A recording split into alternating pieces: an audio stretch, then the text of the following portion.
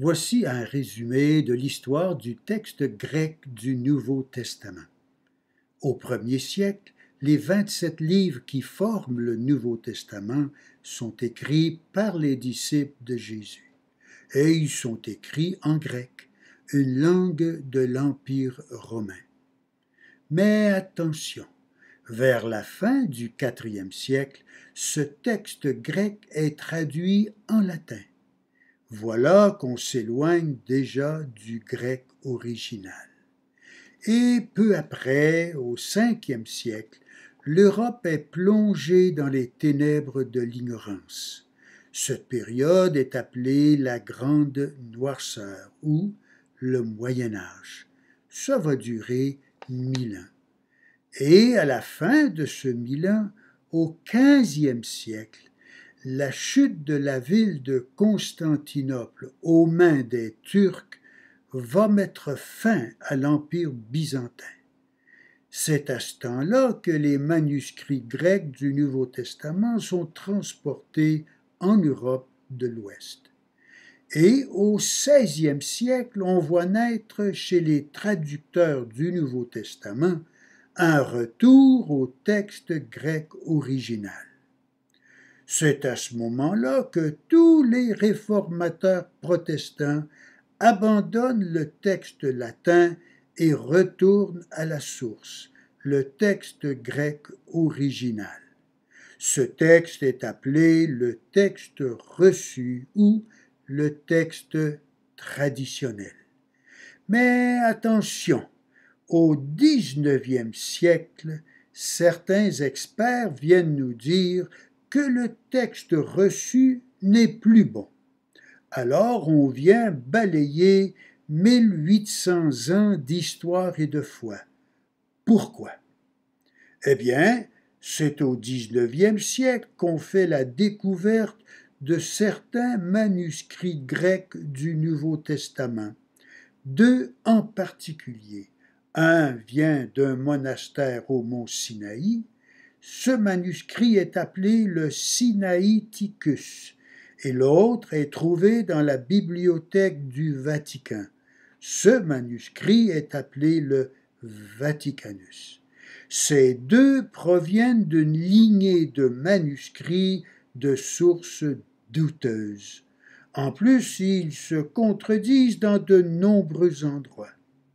Malgré tout, ils sont mis ensemble pour former un tout nouveau texte grec appelé le texte critique. Ce texte diffère du texte reçu dans plusieurs milliers d'endroits. Louis II a basé sa traduction sur ce nouveau texte.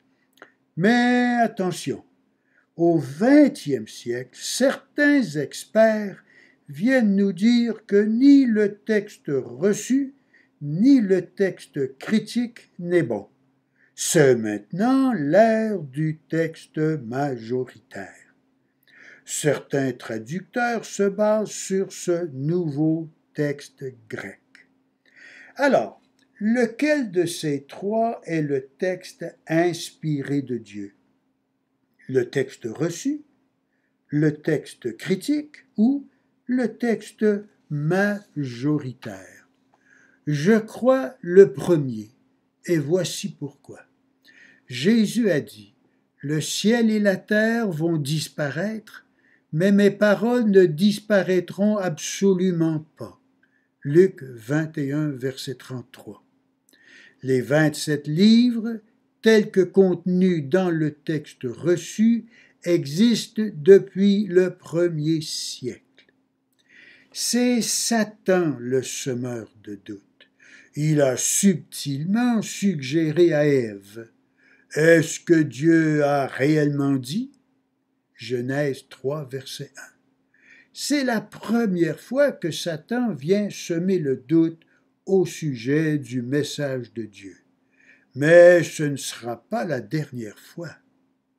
On ne doit pas tomber dans son piège. C'est le texte reçu qui est la parole préservée de Dieu.